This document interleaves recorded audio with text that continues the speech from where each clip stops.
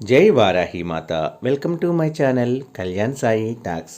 ఈరోజు మన వీడియోలో మనకి చాలా పెద్ద పెద్ద సమస్యలు అనేవి చాలామంది జీవితాల్లో కూడా కలుగుతూ ఉంటాయండి. అది ఎటువంటి సమస్య అయినా సరే, అది మానసికంగా, డబ్బుదా, లేదా ఎవరి వల్ల అయినా సరే, ఎటువంటి సమస్య అయినా సరే మన జీవితంలో కలిగినప్పుడు ఆ సమస్యలకు మనము చాలా రకాలుగా భయపడిపోతూ ఉంటాము, బాధపడిపోతూ ఉంటాము.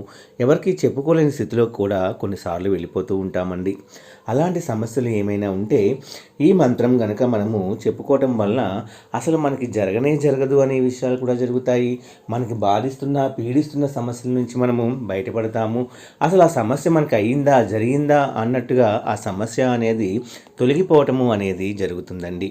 వారాహి అమ్మవారి యొక్క మిరాకిల్స్ అంటే ఇలాగే ఉంటాయండి. అమ్మవారిని తలుచుకుంటూ మనం గనక ఈ మంత్రాన్ని రోజు మనము ఫ్రెష్ అయిన తర్వాత మార్నింగ్ కానీ సాయంత్రం కానీ మంచిగా ఫ్రెష్ అయిన తర్వాత అమ్మవారికి దీపం వెలిగించుకుంటే చాలా మంచిదండి. దీపం లేని వాళ్ళు, అంటే కుదరని వాళ్ళు కనీసం మంత్రం అయినా సరే ఫ్రెష్ అయిన తర్వాత చదువుకోవచ్చండి. ఈ మంత్రం చదవటం వల్ల అంత మంచి ఫలితము అనేది జరుగుతుంది.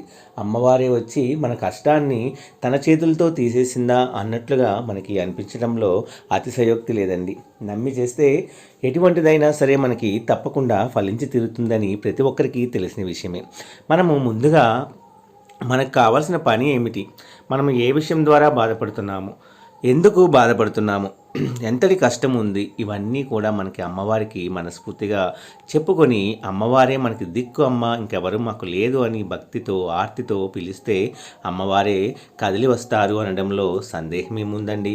ప్రతి ఒక్కరి జీవితాలలో ఎన్నో అద్భుతాలను సృష్టించిన వారాహి అమ్మవారి మంత్రాలలో ఈ ఒక్క మంత్రము అనేది చాలా పవర్ఫుల్ మంత్రము అనేదండి.